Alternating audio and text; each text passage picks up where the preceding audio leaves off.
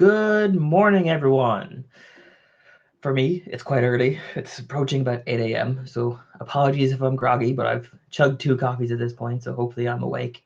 Um, Today, my name is Evan. For first of all, I am Evan, and today we're going to be talking about kind engineering. And before we hop into it, I'm going to spend a little bit of time to explain why I did this talk, what it's about, and what the structure will be like today. There's a link down there on the left. Those are my reference slides. So I believe in the concept of you can either listen to me speak or read my slides. So these are slides with speaker notes embedded into them, into like a slide before each real slide. If you want to download them at the start, but there'll also be a link at the end, and I believe DevOps Pro also has a way for you to download them themselves. So why did I choose to do this? If you read the blurb for this talk, you probably have an idea. So software engineering is this environment that is rife with worrying stereotypes like the brilliant jerk, the 10x engineer, the Peter principle. They're all really kind of like negative stereotypes. And I kept coming back to this question for how do I be a kind person and a kind engineer and encourage kindness in engineering specifically? Because it seems like those are two things that don't go together normally. Kindness, engineering. So for the last couple of years, I've been exploring what it means to be a kind engineer, and it's called different things in different circles, but ultimately it comes down to the fact that people who give more unconditionally make themselves happier, their teams happier, and their companies happier.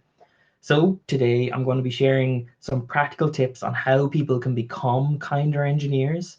And through that, there'll be 6 sections. So there'll be an intro, which is a bit about me, a bit about kindness in general, and then there'll be 4 sections, which is kind of like the meat of the talk. It'll be about code reviews.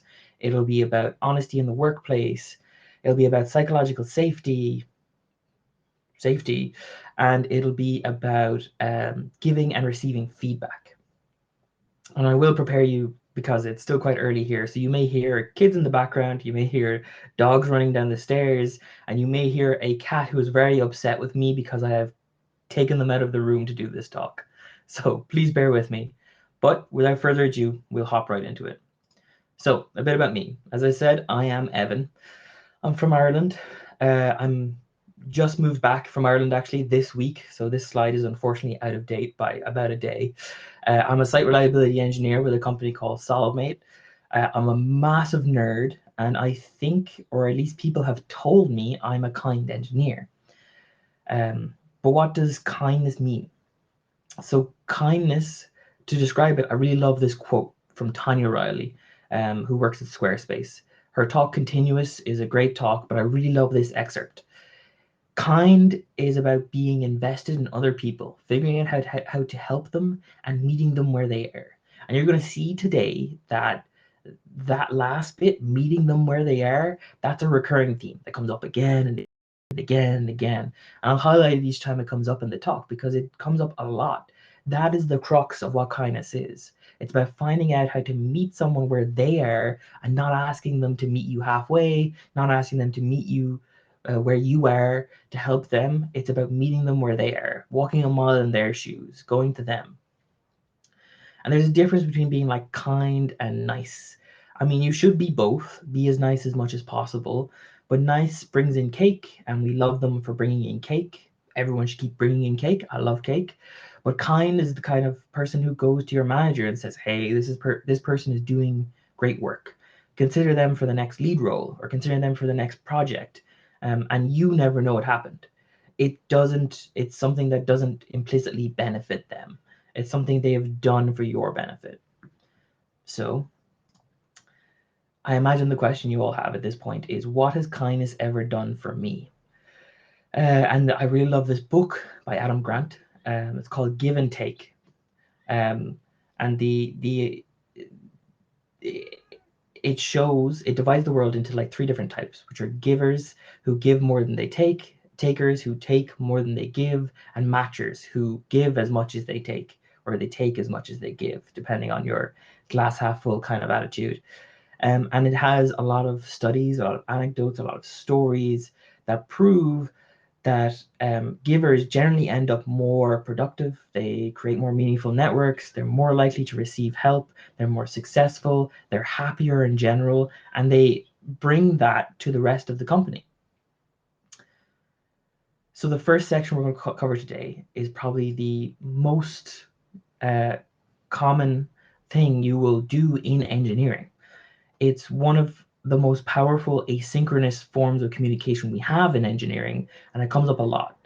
So it's really important that we nail the tone in code reviews, that we nail how to be kind in code reviews, because they're probably the thing we will communicate with our colleagues the most with.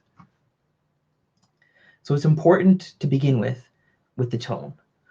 So you should be trying to understand more of the why and not just the what and the how of the change.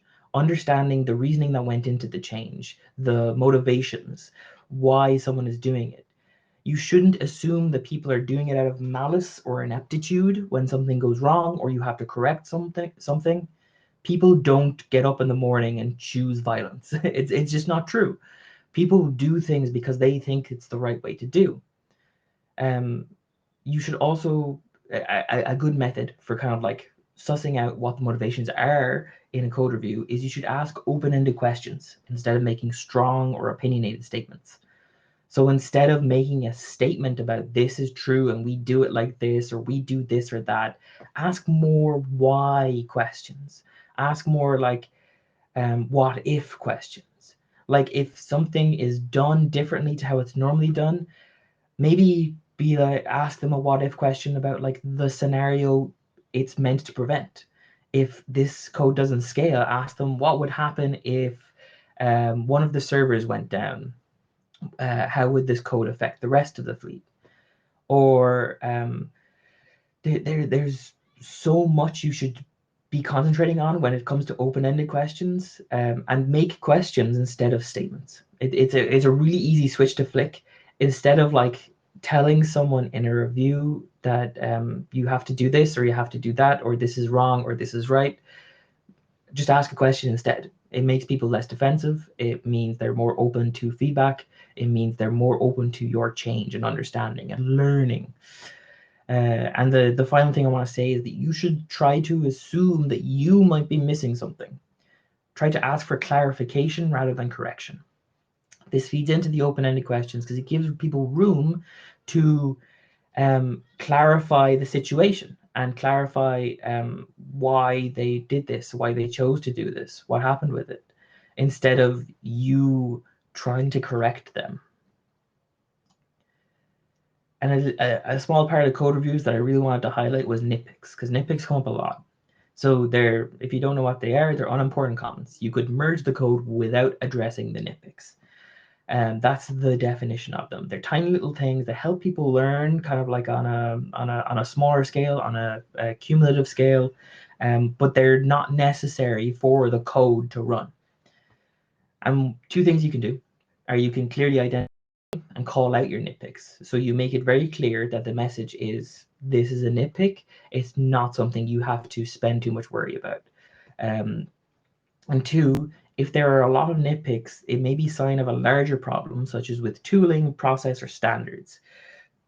You can add automation, such as like linting or formatting, to your code pipeline to avoid having to do a lot of nitpicks.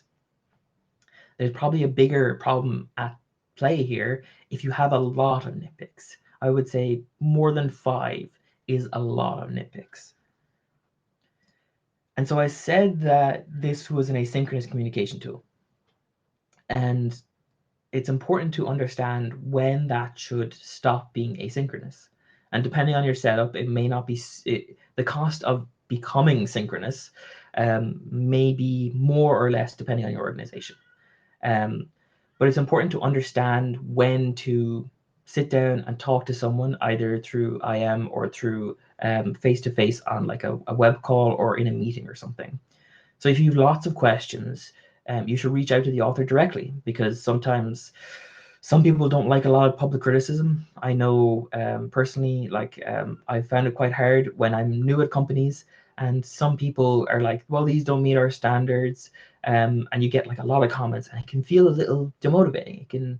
It can tear you apart a bit, because like GitHub or GitLab or Bitbucket or whatever you have is sort of a public platform within your company, within your teams. And we don't think of it as a public platform because it's gated behind like a VPN or behind a login or something, but it is public to all your colleagues. And it can suck to feel kind of like on show for your technical skill, for your ability as an engineer. So sometimes it's more kind, or it's often more kind, to just sit down with someone face to face and understand that like maybe they don't like public criticism, and that like a lot of nitpicks kind of puts them on a very defensive standpoint. And two, a lot of questions can indicate that there's a misunderstanding here. You might be speaking past each other, like just missing one piece of kernel of information, and it's going to be a lot quicker to talk through it rather than through messages on GitHub, especially because it's very hard to imply the tone of what someone says through GitHub. We try and mitigate that through asking open-ended questions and being more open in our language, but the unfortunate truth is you can't. There's no way to signify tone in a text message. We have tried. The internet has tried many times to do it, and emoji help. Let me tell you, emoji and GIFs help, but it's still quite hard. It's still quite hard to interpret. So that brings me to my third point, which is that a long back and forth of questions and answers are exhausting, and talking will be much quicker. If you have a long thread on GitHub, especially one that's quite detailed, it's probably time to sit down with the author of the PR and talk it through and understand it a bit better, understand the why a bit more. And a part of understanding the why is what feeds into that is honesty in the workplace. So honesty is a bit of a, it's a tough one, because you want to be honest, but you don't want to be mean. And if you've ever read the book Radical Candor, it goes into a lot of the material I will talk today about feedback at the end. But honesty, there's more to honesty than just the communication. Honesty is about being at work. It's about being yourself at work. It's about bringing yourself to work. Um, and you need somewhere that's going to treat you well based on who you are genuinely, and not just who your work persona is. You should try to be more than just professional. It doesn't mean you have to invest more in the company and like treat it as a family. That's not what I mean. I mean, share your hobbies, share your interests, and care about people, and share more than just your work self. Encourage everyone to do the same with you. Learn more about them. Learn more about what they do in their spare time. Do they hike? Do they play video games? Do they read a lot? What do they like to read? Is it smutty fan fiction? Stuff like that. Where it's important to understand that people are not just this one-dimensional work engineer. They're not these like one-dimensional people. They have multiple. We are infinite, and we should try to understand and take that into account when we're at work. And a part of that is challenging people directly when you disagree with something. Don't just focus on the negatives, and be sure to admit when you're wrong. Be humble and show humility.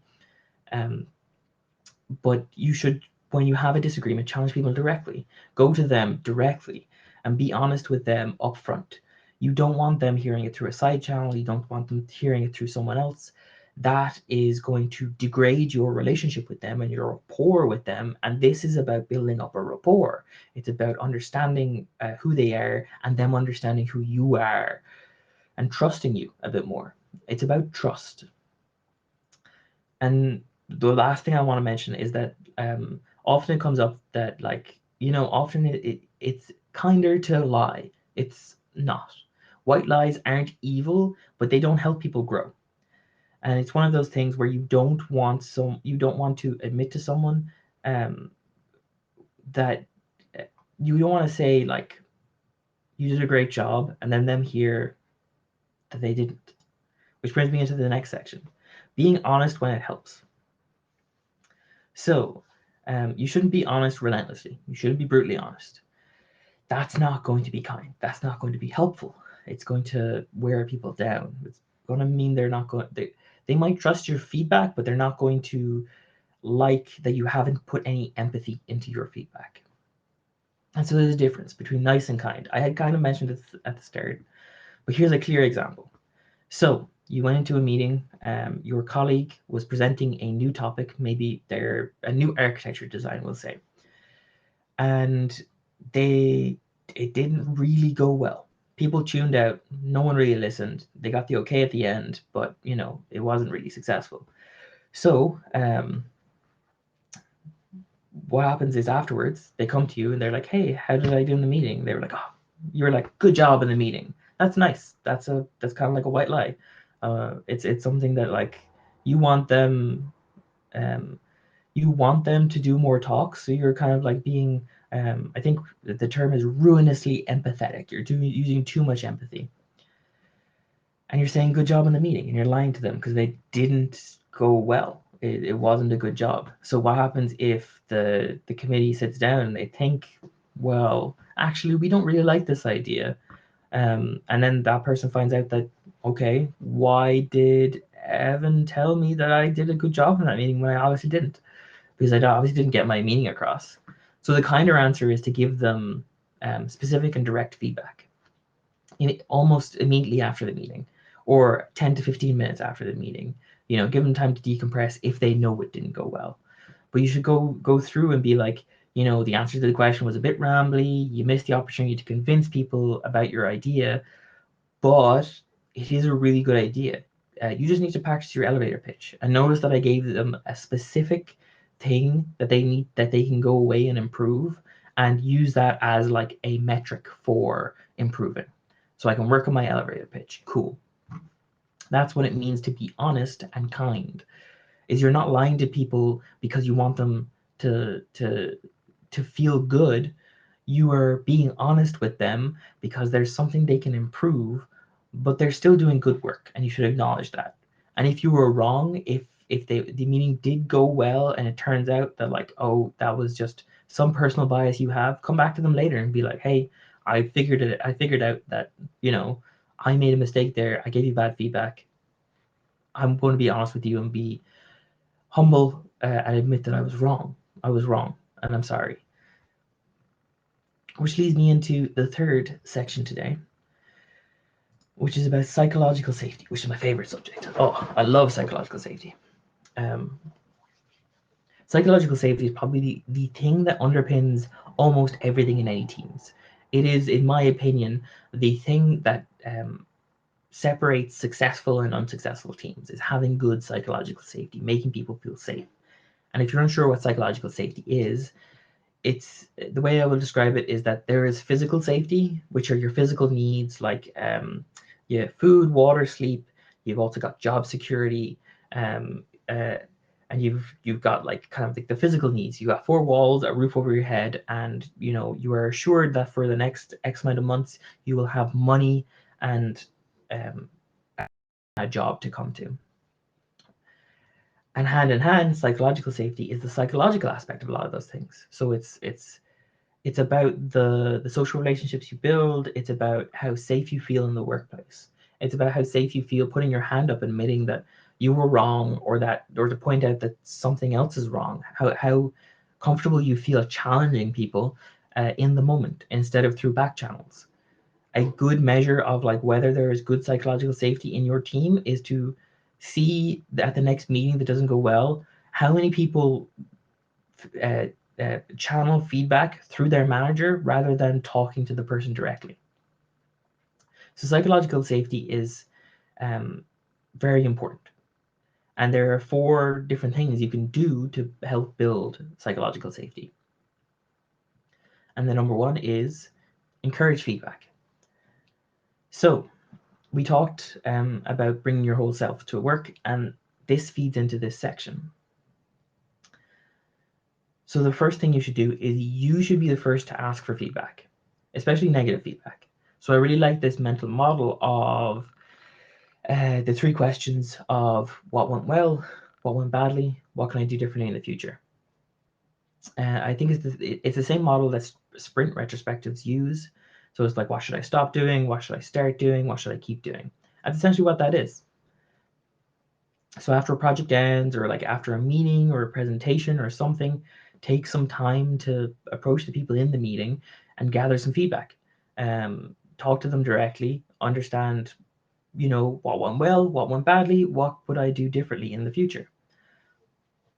By seeking out criticism, you make yourself more vulnerable and more open, and it builds up a rapport with people and makes them more amenable to criticism from you later. It counters the whole "you can dish it out, but you can't take it" problem. And this is the kind of theme through this is the theme I mentioned at the start of the talk, which is that it's about meeting people where they are, and by encouraging feedback and being the first to do it, you are sort of inviting untrained people to give you feedback to start with. That's what builds up the trust. That's what builds up the rapport, is that you're not just dishing it out. You're not just giving it to people unprepared when the team hasn't yet had a chance to experience or practice with feedback. So it's really important that you encourage feedback by doing it first, by being the first person, and then sort of like slowly rolling that out. And again, I really like that model of just the 3 questions. 3 questions is really easy. You can do it anywhere, anytime. I do it all the time in things that aren't professional. Um, I think recently we took a dog to the groomers. It didn't go well. So, I talked to the groomer and I was like, oh, how was the dog? Um, well, what went well about the grooming? What went badly? And like, what can I do differently about like bringing the dog to you? Because obviously there was a problem here. Um, and you don't have to do it. You don't just have to do it when it's problems. Sometimes it's really beneficial when things go really well to understand why they went well and sit down at the end, especially with projects, and be like, why did it go well? What should we keep doing out of that? You know, and also acknowledge the fact that there might have been near misses, things that like would have gone wrong in any other world, but we got kind of lucky in the moment. And it's really important that we understand that and build from it and learn from it. And secondly, uh, uh, diverse teams, it's just a fact, operate better than non-diverse teams. So you have to be inclusive. You have to be inclusive uh, to someone's background, to someone's preferences. You have to be inclusive as much as possible. Keep an eye out for people who maybe don't contribute as much in meetings or in documents, and try to find ways to give them a voice. So this is that theme of meeting them where they are. This is a very clear example. So it might just be that you need to prompt them for feedback in a meeting, or maybe you need to reevaluate totally how people contribute to meetings. You have to be open to different backgrounds, different life experiences, and talk to them, learn, and be honest with them, and share your work self, and learn and share your personal self as well as your work self, and learn about their personal self and their personal preferences. Offer to cater to their preferred style of suggestions or communication. Some people like documents, some people like meetings, some people like anonymous voting. I remember there was one person who said that they only wanted feedback from me through over lunch. That like they only ever wanted to speak over lunch if I was going to like give them feedback, good or bad, about like a presentation or a project or whatever. And it's just about listening to people and listening to how they best want to receive feedback, because you don't know them, you can't make any assumptions, and it's best to learn about them and like kind of be friendly and be nice and be kind, and be honest about things. Not everyone feels comfortable being outspoken in a meeting, so maybe sharing documents beforehand or providing an anonymous suggestion form would give them space to have their opinion heard without making them feel uncomfortable. Give people a voice by letting them express themselves in whatever format they feel is right. And then maybe bring those ideas to a central point, a meeting, a document, a dance off, whatever works for your organization. But uh, often it's the job of, like, say, a manager to cater to everyone's different experiences, different life experiences. and then gather all of those different points and those opinions and those views, and then bring them to a central point so that they can be discussed. And maybe that might be a meeting or it might be a document, but you give people a voice by listening to how they want to contribute and then sort of trying to make a decision out of that. And the third point, the third pillar of psychological safety, I'd say, is that you shouldn't blame people. This is different from making people accountable. So people can be accountable for the work they do, but you shouldn't blame them. Often an individual failure is actually a failure of either process or environment or workflows.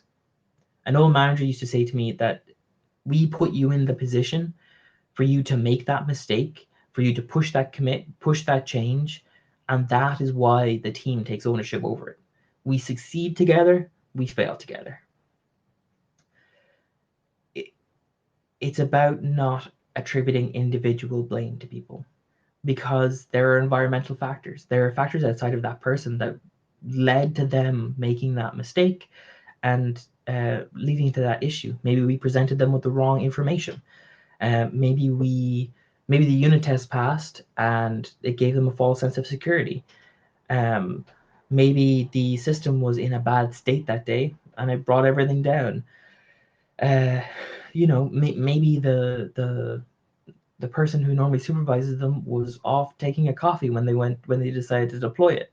It's about these other external factors that ultimately culminate in an environment that allows that failure to happen, and we shouldn't blame them individually for that. The teams and the organization as a whole should take ownership over fixing those problems, and ultimately it makes people feel safer about pulling out problems with the process or the workflow or the pipeline, because they don't feel like they're having to criticize or attack an individual person. They don't feel like they have to they have to like identify problems with a person.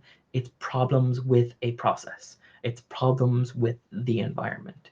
People feel a lot safer doing that, which also kind of leads into the last point about failure. Try to turn failure into learning. This is often one of those things that is easier said than done, but it's an old adage. It's important to recognize that failure is not absolute. It's not the end of the world. The business will continue on after a failure. I would say 99.999% of the cases, there are some failures of which they cannot recover. That's fair. But as much as possible, you should understand that we fail thousands of times a day. And it's important that we learn from those failures, that we dissect them, that we take them to the team, that we present it to the team as like, we need to learn from this. And we go back to that first step of feedback and we go, okay, so what went well, what went badly, what can we do in the future? Turning failure into learning makes failure it means the failure isn't an absolute in the team. It means that people are okay with failing. They're okay with trying and risking things because they know they won't be punished for the failure if it doesn't go well. And that's what we want in agile teams, in innovative companies. We want people to take risks, like not outrageous risks, granted, but we want people to take small risks every day. If we took no risks, no one would deploy, no features would be made, we would just be playing games.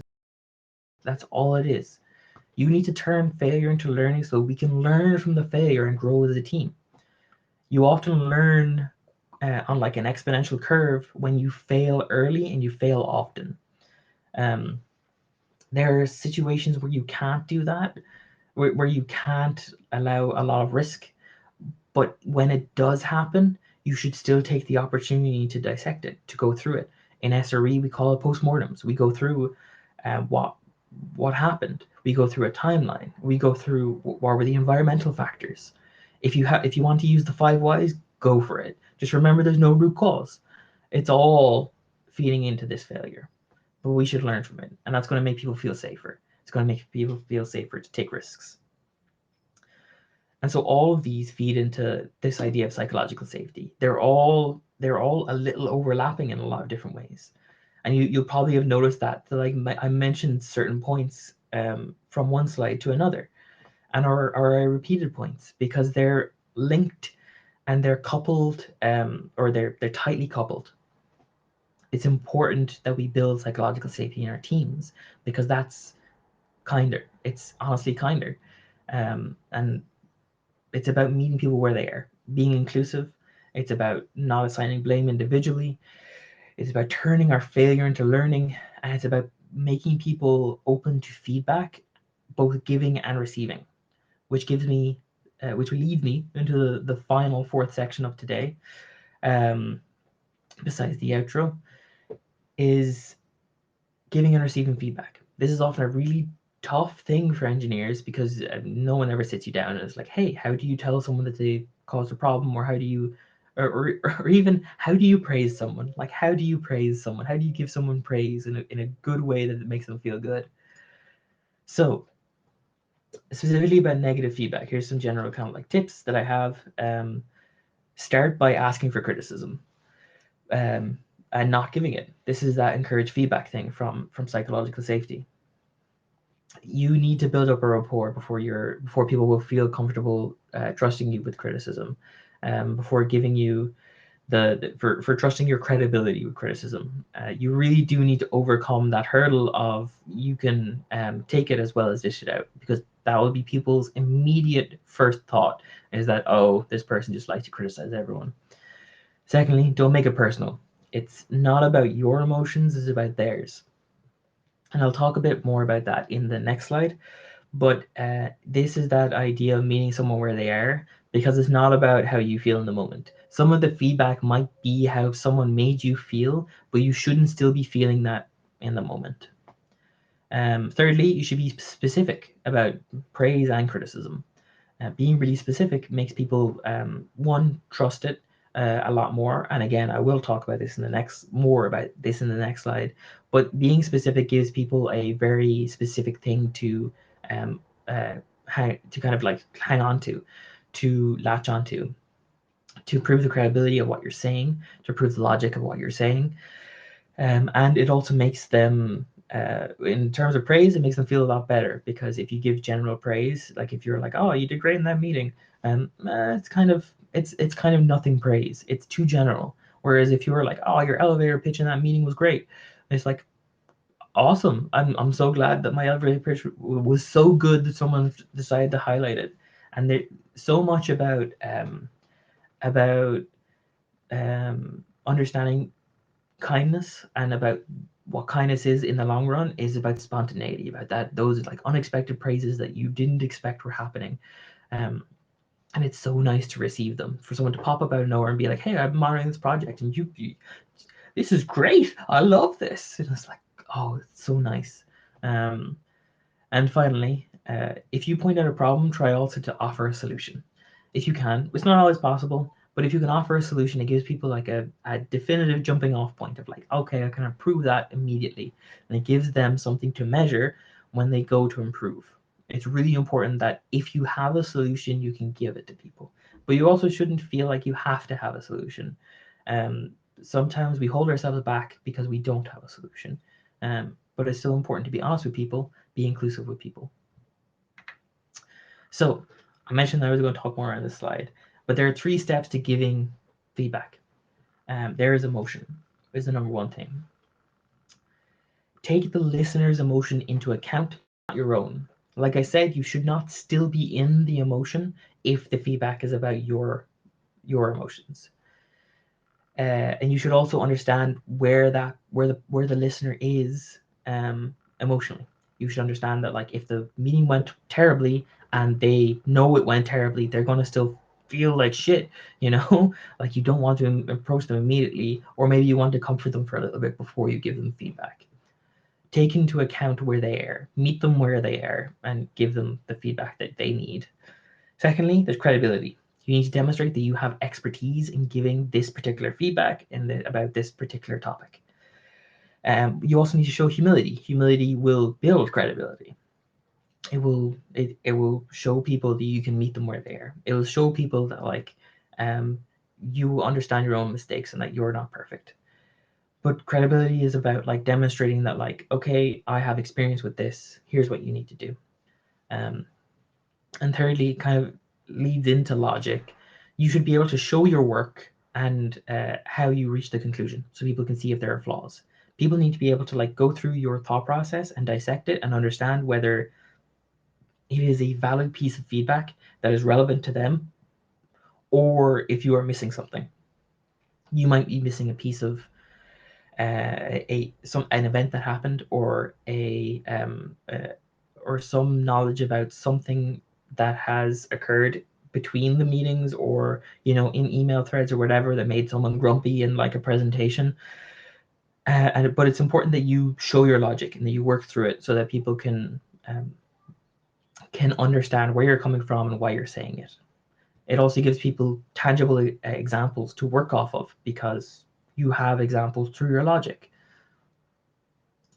And so specifically receiving.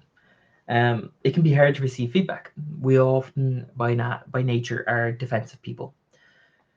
But here are some tips. Here are some tips on what you can do. One, you can understand how you prefer to receive feedback and make sure people know, or you correct them.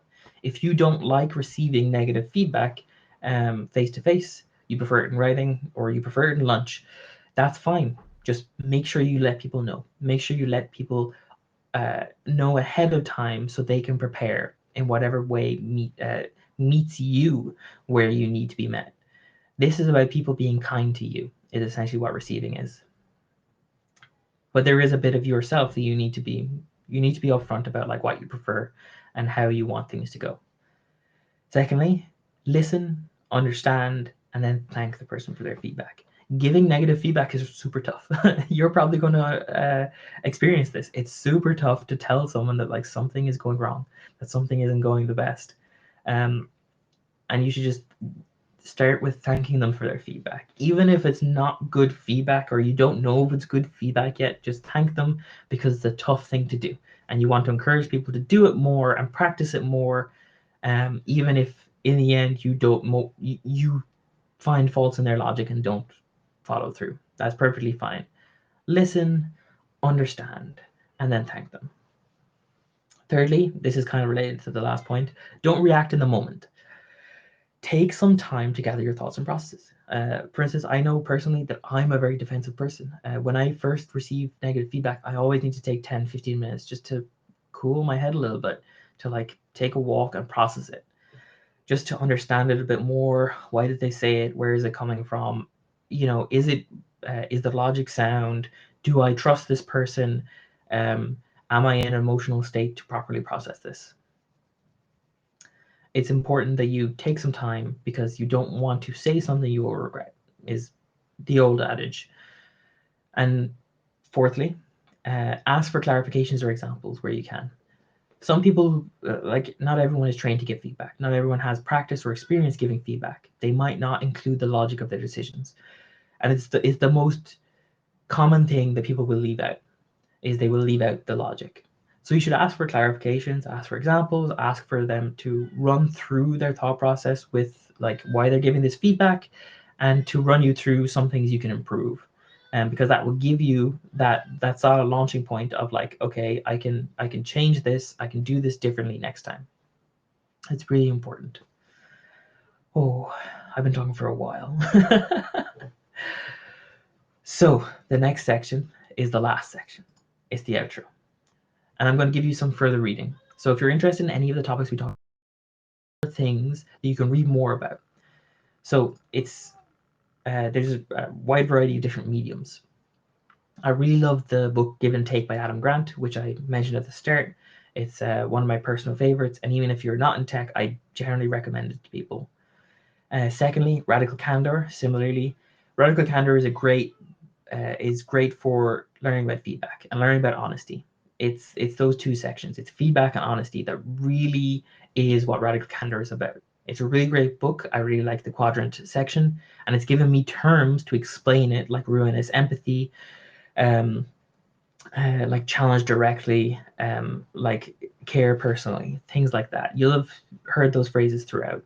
And a lot of that, the theme of that book is about meeting people where they are, about understanding what's good for them and being honest. Thirdly, I really like this article, Being Glue from Tanya Riley. It's actually a kind of transcription of a talk she did, but it's about the work between the work. and that often gets forgotten, doesn't get enough praise. It's a really good talk, and it's the glue between all of these sections. So if you want to talk, if you want to look into it more, it's a really great talk. Thirdly, getting feedback. Um, this is obviously the feedback section, but I really like the article by Alison McMillan. It's really insightful, it's really interesting, and I highly recommend it.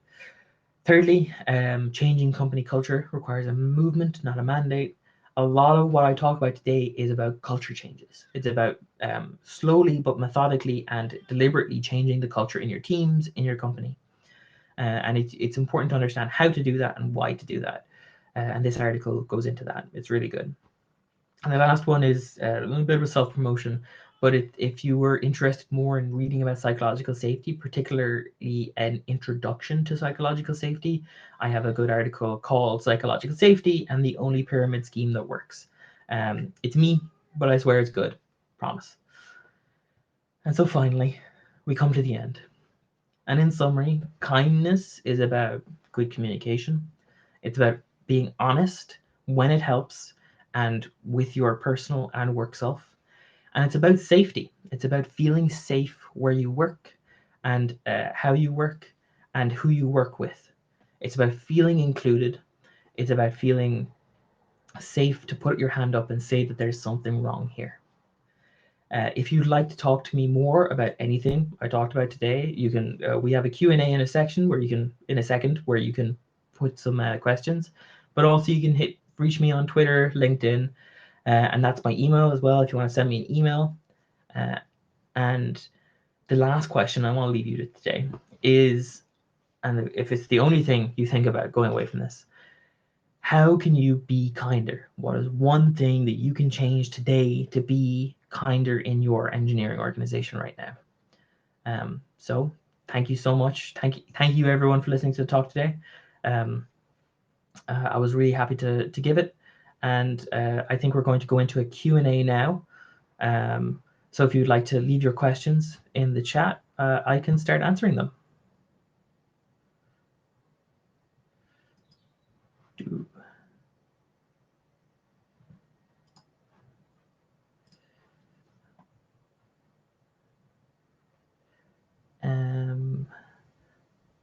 One thing I will say is that I'm not sure if I'm supposed to end session now because the countdown timer is still going down as if I have 40 minutes for the talk, or not. So I think I will just... Oh, I got a... Here's a question. So what are the steps to incorporate kindness into company culture?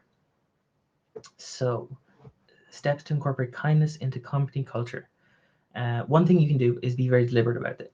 So for instance, our company has a culture deck, which is kind of like our constitution of how we treat our culture, and having a piece in there about the different things I talked about today, about feedback, about psychological safety, and codifying them, making them deliberate things that you care about in your culture.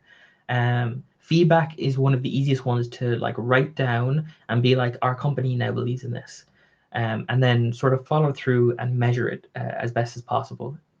You will need to figure out how to measure it yourself because every company is different. But feedback is one of the easiest things you can start talking about within your company, and um, and starting to change, because it's something that happens all the time. Um, Code reviews, so you can include code reviews in the feedback. So in summary, that step is to codify what you want to change in the culture with regards to kindness, like using some of the topics I talked about today. In particular, I would recommend feedback as the first one because it's something that helps not just engineering but everyone in general, and it's a really nice one to launch with. Some other things are, so I talked about how you should be the first to encourage feedback and stuff like that, and that's about incorporating kindness into company culture, is being the first to try something and sort of, for lack of a better term, champion it in a company is a good step in changing the culture yourself, kind of like piece by piece. You can start with just your team, and then maybe widen it out depending on what your organization looks like. Maybe you got like a sub team, a team, and then the engineering organization, and then the company. Just work deliberately. So either codify it and champion it yourself. That would be my answer. I hope that answers your question. It's a lot harder when it's remote to like get feedback of like, yes, I have answered your question. So a couple of years ago, I was a part of a team that had put so much time into being aware of each other's sensitivities that no one dared expressing a conflicting opinion, fearing to hurt someone else's feelings. Do you have any suggestions about what you can do to break this cycle? Yes. So this is actually, if you read the book Radical Candor, that will go into so much detail about like that exact problem. It's called ruinous empathy. It's where you have so much empathy for other people that you drown in it. And that's the example, is that like if someone is drowning, the ruinous empathy answer to that is to stand on the shore and feel the pain of them drowning and get in the water next to them and drown yourself. And that's a problem. You shouldn't be so empathetic to the point where you don't help. So you need to have a delicate balance between caring personally, which is the empathy side, and challenging directly, which is the honesty. You don't want to be brutally honest, so you don't want all the honesty